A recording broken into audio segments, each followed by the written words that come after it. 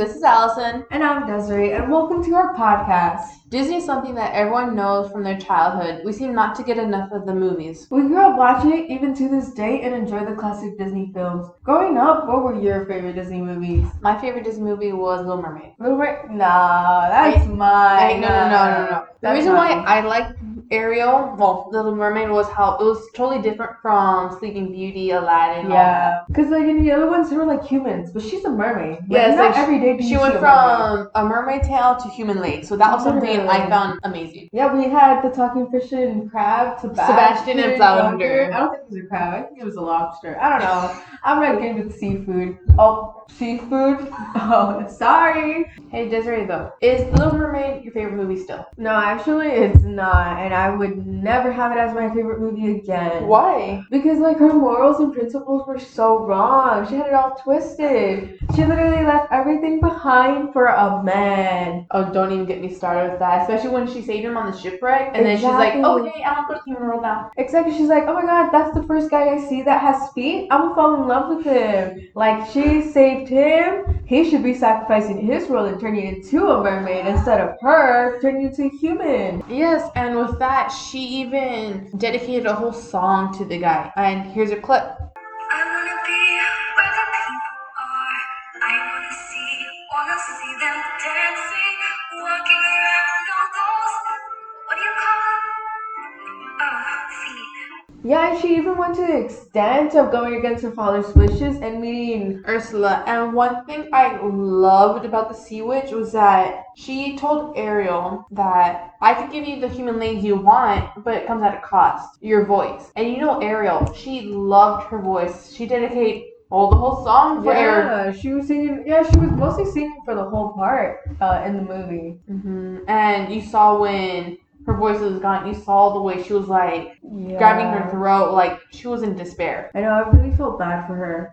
Yeah, now looking back at all the Disney princesses movies like I've watched, I would definitely say Brave and Mulan are my favorite ones. Why is that though? Cause like as a kid, like we were kids, how are we gonna see that like Ariel, like her principles were wrong? Like now that I'm like more mature and older, I see how messed up it was. And all the Disney princesses back then, they were all fragile. They needed a man to save them. Exactly. And now, like, for example, how we use Ariel and Cinderella, like, they all follow the stereotypes that women, men, like, most of the time get subjected to. And they're like, which is why Mulan and Merida hold a special place in my heart, because they break those stereotypical norms. They do, indeed. Because, for example, when I was a kid, I hated wearing dresses. I hated doing my hair. I like playing with the guys, like doing all the guys. Exactly. Like growing up, I was a tomboy, so like I would think that these princesses that I could not be a princess because like they're girly, fragile, like you said. And when I saw Mulan and Merida from Brave, they broke the norms. Exactly. I finally felt like I was being represented by a princess now, and I felt so at place.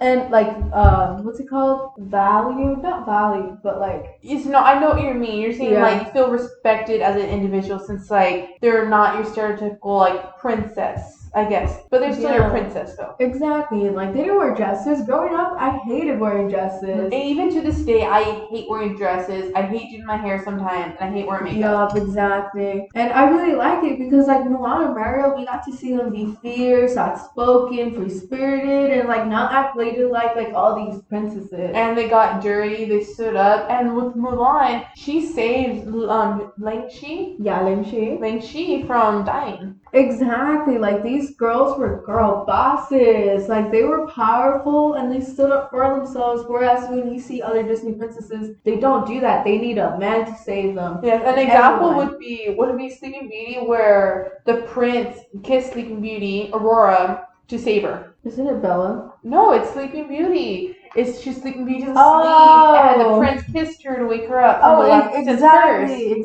Cinderella needed her prince to save her from her toxic household of stepmothers and stepsisters.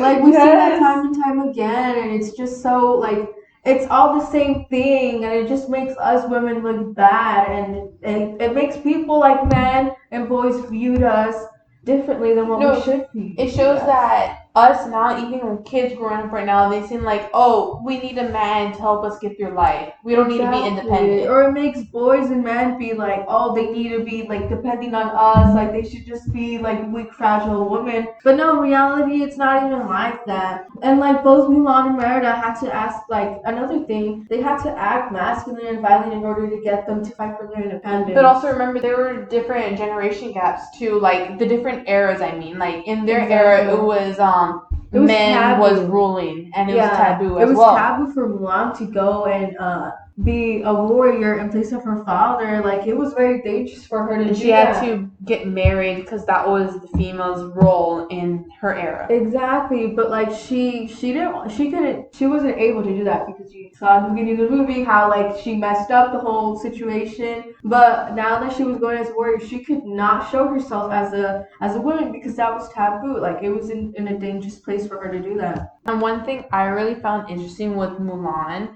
was that how when she got injured to save Ling Shi, and when they healed her up, and when everyone found out she was a female, they were saying like, we don't speak of this, I'll let you live, and they left. They didn't report her. Exactly, because they saw how valuable of a warrior she was. They appreciated and knew her worth as a warrior. And they also trained months with Mulan. Exactly. We don't know how long. They built a bond with each other. A friendship. Exactly. And like not every man was going to be able to understand that in the village, but those men, since they got to know her, they understood, and thank God, like they That's were able. something I loved about it. Yeah, and also like in the movie Merida. In the movie Brave, in the beginning of the movie, we see how like and we see the three clans. They're trying to win Merida over by marrying her in the archery competition. Yeah, they had a bunch of competitions, but the main one that stood out to me was the archery competition because she was so outraged of the fact that she was gonna have to marry someone not by her own will but by force, that she went to the extent of getting the bow and arrow and winning the archery contest. And the wise words that will forever stick with me in that scene was her saying, I choose my own fate, and she pulls the arrow and she like hits the bullseye on all of them. And one thing I loved about it, after she hit the bullseye, her mother, you saw her face she was outraged by that. Yeah, she was mad. Like the mother really wanted her to get married, but yes. That was such an important and significant moment for me to see her decide her own fate in that scene. So important, and like that's what I'm saying. Like these princesses, Mulan and Merida, are different. Like they break the gender norms, unlike the other same ones. Correct. I totally agree with that. To add on, I'm gonna say Descendants was a movie I also greatly enjoyed. It was similar to Mulan and Brave, but also it has their own Disney twist to it. Yeah. It focused on the antagonists, the villains of Disney. So instead of focusing on the princes and the protagonists, it was focusing on the villains like Maleficent, Jafar. But instead of focusing on them, they did it with their kids. And that's something I loved about. Yeah. Like instead of showing obviously the antagonists, they showed their kids. And that was very different. That's why I was like so excited to see what Disney came out with Descendants. Oh yes, and that one thing I liked about it is that if you see in the first film of Descendants, we see how all the children have dresses, bright colored clothes, and you see their hairstyles too. They're all clean, tidy up, and all that. Yeah, nicely groomed. And we see the villain kids, the VKs, Mal, Evie, Jay, Carlos. You see them all rigged because of the way they live. Yeah. And that's one thing I loved about it. You see the difference with it. And Mal, she had her own sense of uniqueness to her outfits and her personality. And one thing I really despised of with her was the second movie.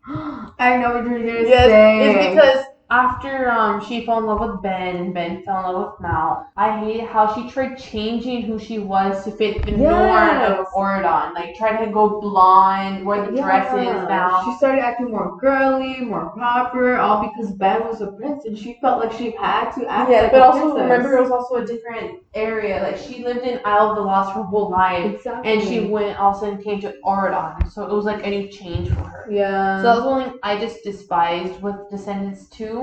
Me but too. also I loved it how during the movie she came to realize that this is not who she was. She went back to Isle of Lost and then colored her back to purple, showing like this is my root. She found herself again. Because in other movies, like they lose who they are and they don't go back to them being themselves or who they were. And I like that. Like Mal went back to who she was originally, like who she is. Yes, that's something I can agree with, is that even though 1 and 2 they're different, they both tie in together. Yes, like she found like herself again, but like a better version of Yes, herself. and then in the third movie, what I loved about that one is instead of her changing like she did in the 2, with I think she's still stuck with herself. Like she had, you saw her hair, it was purple, like a vibrant blue purplish color and all that. So I just love that about it, how all the Descendants films from 1, 2, and 3, they all connected and they have their own style. And like how it all like evolutionized and like had their character development, etc. Yes, that's something I really loved. Me too.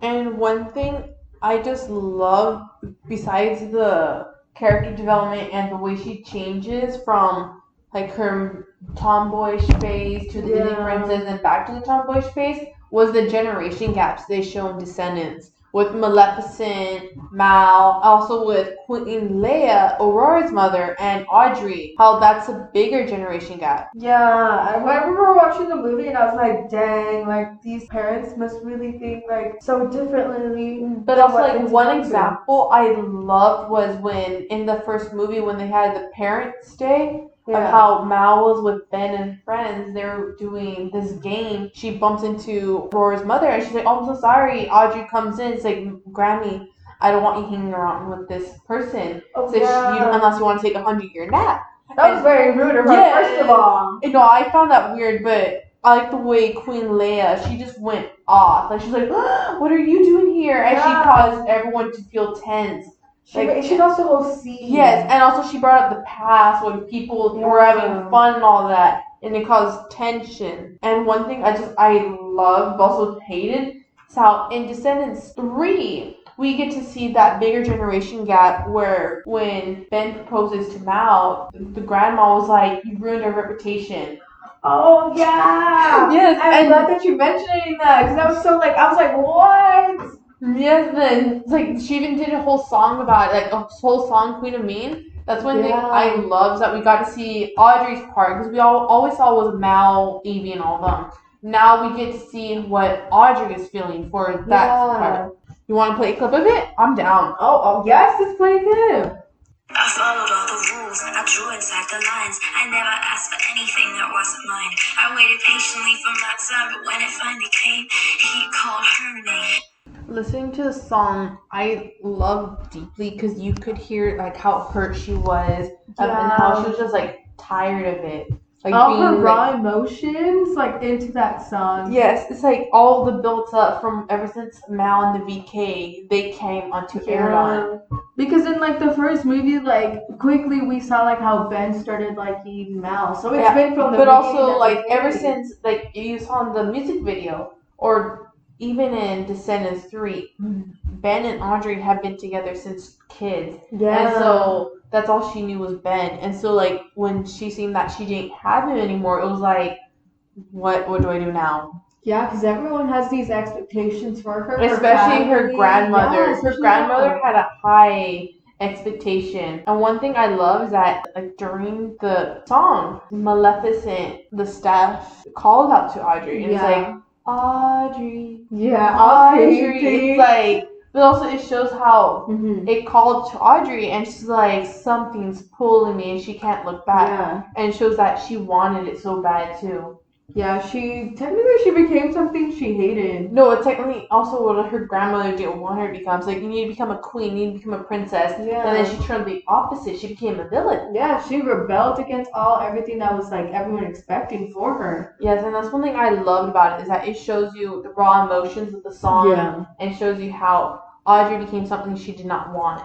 And another thing I really like applause the creator and the director of Descendants was that in the first film, like the original Descendants, when they had the parent day, the fairy godmother, which I applaud her for what she did, the good deed, like fairy godmother is that she let the VK video call their parents, and instead of the parents saying like, "Oh, how are you? How do you like it over there?" Like, I miss you guys so much. It's a transition from all they knew was Isle of the Lost, and they transitioned to Oregon, something that's like new, a whole new different life, a new environment. Yes. So it's like us going to the city, and we're gonna be like, "What the hell do I do?" It's like we're lost, we're confused, we're like lost lands. Yeah. And they just went back to like, oh, have you done evil deeds and all that, instead of what you said, like, oh, ask me how you were and all that. It's like right away they just like, oh, evil, evil, evil. I need you to do this. I need you to do that. Like, and you saw their faces how they were disappointed. And it made Mal, I love how she wanted to please Maleficent. Because that's her mom. Yes, and she looks up to her mother. But at the end, Mal's like, you know what, no, I want to follow my own path. And so she went against Maleficent. So that's one thing I love, is that you saw that generation gap also with Mal and Maleficent, but also with the VK and their parents. Yeah, like I felt like they realized that that's something they didn't want. They didn't want to be like the villains, and they wanted something better for themselves. And also reign terror like around the world. Besides Descendants, what I love is that Mulan and Brave also is two prime examples of generation gaps that I really adore. Yeah, when I was looking at the movie like Brave, I saw how like we all know that the mother and Merida had their differences. Like the mom expected her to be girly, a princess, but a traditional princess.